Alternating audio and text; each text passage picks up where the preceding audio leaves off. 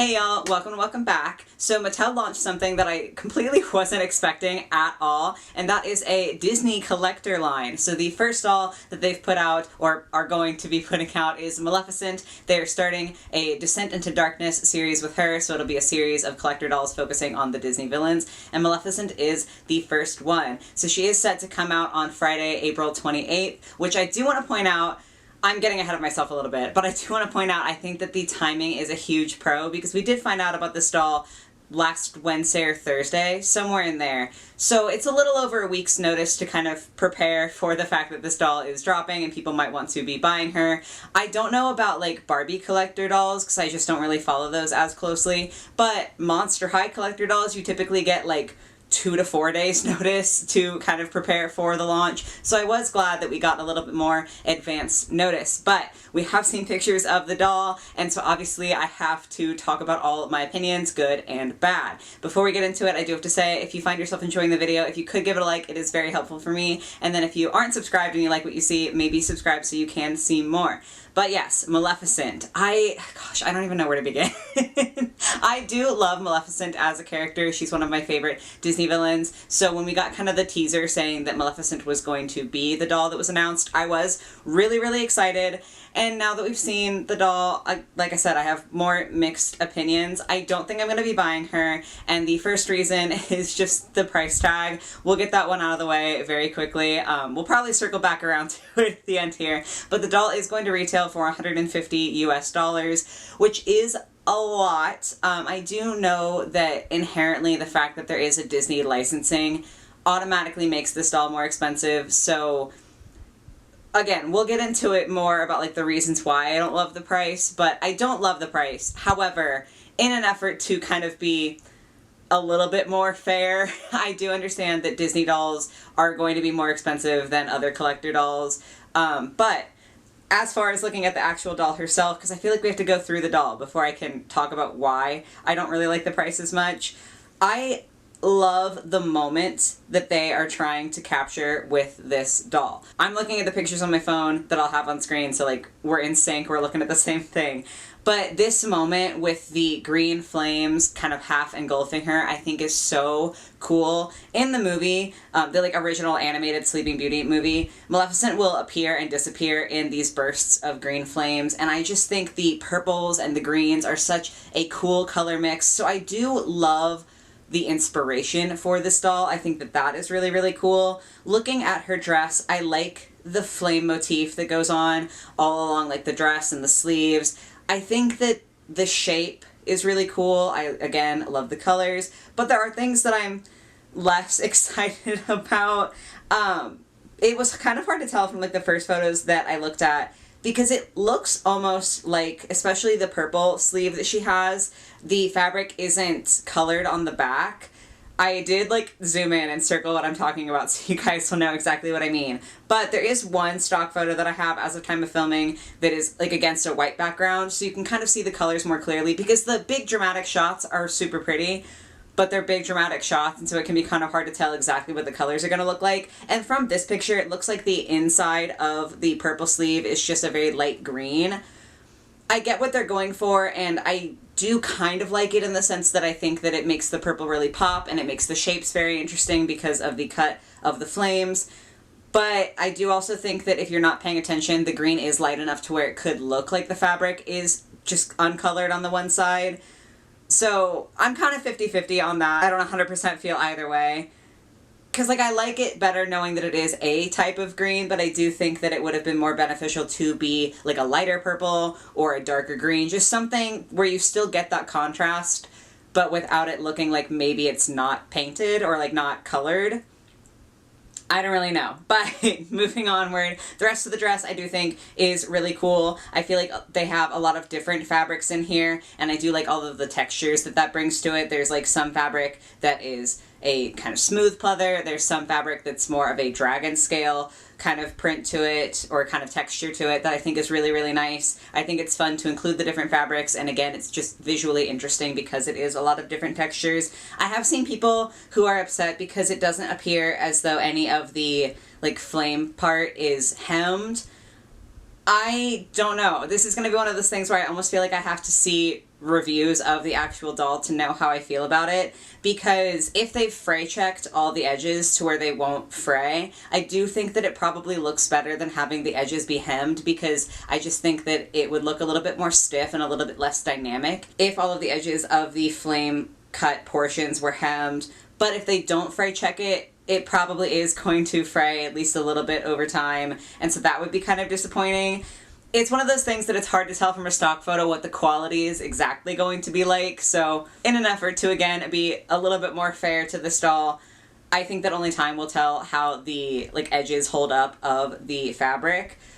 Moving in, though, we're kind of getting into more of the negatives. I think the dress is definitely my favorite part, and again, I love the moment that they're trying to capture, but there are some things that I'm kind of questioning. So the first one is the shoes. I love the color, and I do like that they blend into the stand, because the stand is also this transparent green plastic. So I think that that's cool. I think that it adds to the transformative moment that they're trying to capture, where she's still partially flame. So I like the idea of the transparent green shoes kind of blending in with the dress and with the stand. I think that that makes a lot of sense artistically. I think that my problem is just the design of the shoes, because I get it. I love having exciting shoes on dolls. I know a lot of people love Monster High because of the shoes specifically, because the shoes in Gen 1 were just so out of the park shoes, such creative molding and such interesting ideas. So I like interesting shoes, but I just don't know if this really fits Maleficent. I don't know if this particular design quite makes sense for her. I don't know. It doesn't necessarily look terrible on the doll, but I think when you put it in the setting of the Sleeping Beauty movie, it would be really weird if we saw her shoes and this was what we got. Maybe that's just me. But yeah, I think that the shoes are cool in the sense that they are detailed, but I think that they're detailed for the sake of being detailed rather than because it fits with the character or with the scene that they're trying to set here. I do like the stand. I think that the stand is cool, again, with that transparent plastic. She does also have a transparent plastic cane. I literally do not know what possessed me to say cane instead of staff, but it's a staff. With her crow friend sitting on top of it. I don't remember his name, I'm really sorry. But it's all the transparent green, which I think is cool. I am biased because I just like transparent plastic. I don't know why. It just itches a scratch on my brain. I just really like it. So I am biased towards that, and I do get that it, again, is this kind of transformative moment where she's going from flame to a corporeal person, or fairy, I understand why some people are disappointed that it is just an all plastic staff and no color or painting or anything like that. Again, I get it, but it's going to tie into the price problem a little bit later. The other thing with Maleficent that a lot of people are upset about is just the sheer amount of plastic, and this one I do 100% get. Her wings are completely plastic, and while they are painted with this really cool shifting paint, at least it looks like they are based upon the very colorful images that we have, they are all plastic, and for $150 I think it is a little bit disappointing to have them all be one color. Again, I get that it's color shifting, but they are all one color. As far as I can tell, there's no detail painted on the wings. So it's just a hunk of plastic, which is a little disappointing. The mold is really cool. I like the way that they look. I think the sculpt is very nice. I think it's just when you tie it in with the price tag that it becomes disappointing. And the same can be said for her other accessories. She has kind of a collar and some shoulder pieces, and then she also has her horns. Obviously, Maleficent has to have her horns, and those are all plastic also, and they are also not painted from what I can tell. So again, it's just kind of disappointing that there's not even some painted detail on there. Obviously, it would have been cool if we could get a fabric collar. That would have been awesome. But if they were going to do all plastic, I think it would have been nice for there to at least be some painting on there. Again, great sculpt. I think that the way that the collar frames her face, the spiky shoulder pads, is really cool. It's just, it could have been cooler, the execution doesn't fit how awesome the concept is to me. And then that brings us to what is my personal least favorite part of this doll, and that convinced me absolutely that I wasn't going to spend the $150 on her, and that is the face. Now, I know that Maleficent does have a very stylized face. This is very much trying to reference, again, that original animation, but I don't think that it's quite the same. I'll have a picture up here of Maleficent from the original movie, and she does have a very striking, very dramatic face. Like, she's not subtle, you know? So I do totally understand that. And I think that the sculpt, honestly, is really beautiful. That's a theme for this video. I think that the sculpt of the face is really good with the dramatic pointy chin and the intense cheekbones, the nose. I think that's all very good. Something about the face paint is just a little bit off to me, and I think part of it might be another common complaint that people have, that she doesn't have rooted lashes. I'm not sure if rooted lashes would like completely transform the face into something that I love. I do think that they would help. I think that they would add some drama. I don't know, there's just something that feels off. I get that they're trying to reference the original animation, but when you compare the two, the original animation just looks better, and like, she does have some intense lashes or eyeliner, one of the two. So maybe more makeup or rooted lashes would have helped. I just feel like the face is off, which is super disappointing because, again, I do love Maleficent, and I think that the idea for this doll is really, really cool, but the face is really throwing me off. Like, if the face were beautiful, even though probably she's not worth it, I would at least be considering trying to scrounge up $150 to spend on her.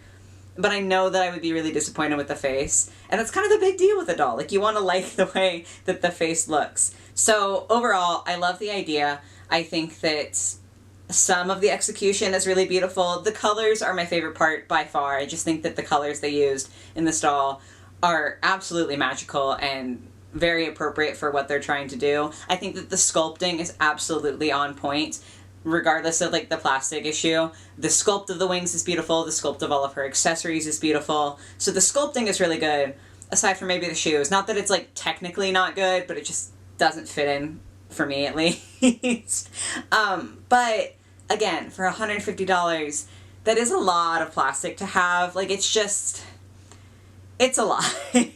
And then to also not have the rooted lashes, to have the face be kind of iffy, at least for me, it just doesn't feel worth $150, even if you assume that like 50 of that, which I feel like is a lot, even if you assume 50 of that is just because of the Disney name that's been slapped on it, I still don't necessarily think that this looks like $100.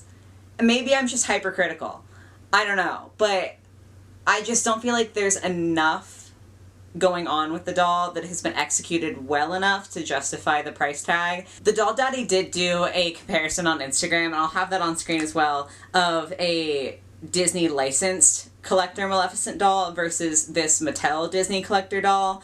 And honestly, visually, I do think that I like the Mattel one better, just because I think that the green is really cool. I think that the green and the purple is insanely beautiful together. But the important thing to note is that the Disney licensed one is $130. So like, obviously it kind of does come down to a personal opinion, whether you like the Disney or the Mattel version better. That's just a personal preference, but it is kind of funny that the one that you get from Disney themselves is actually cheaper than the one that you get from Mattel. And again, I know that Mattel has to like pay licensing fees or whatever. I don't know, it was just kind of an interesting comparison that he made, so I did want to point that out. Overall, I do think that the doll is a beautiful concept. If she were cheaper, honestly, I would buy her to repaint the face, because I think that the bones are so cool, and I love that moment so much. It's so magical, and it was hard to live up to, I think. Like, I think the inspiration was so cool that it was kind of hard to translate perfectly into a doll. Obviously, if you like her, that is absolutely grand, and if you're planning on getting her, I hope that you're able to, and I hope that you're very happy with her. But for $150, I just don't have that kind of money right now to buy a doll that I'm not 100% sold on at that price point. So yeah, I'm gonna end up skipping out on her, which is kind of disappointing, because again, I like parts of it a lot, but I just don't like enough to know that it would be a smart decision to buy. So I would be very curious to hear all of your opinions on this Maleficent doll in the comments down below, whether you intend to try to buy her or not, whether you think the price is fair or not. Let's just talk about it. I would love to hear what you guys have to say. But yeah, I hope you guys enjoyed the video. I hope you have a lovely rest of your day or your night or whatever it might be, and I will catch you in the next one. Bye guys!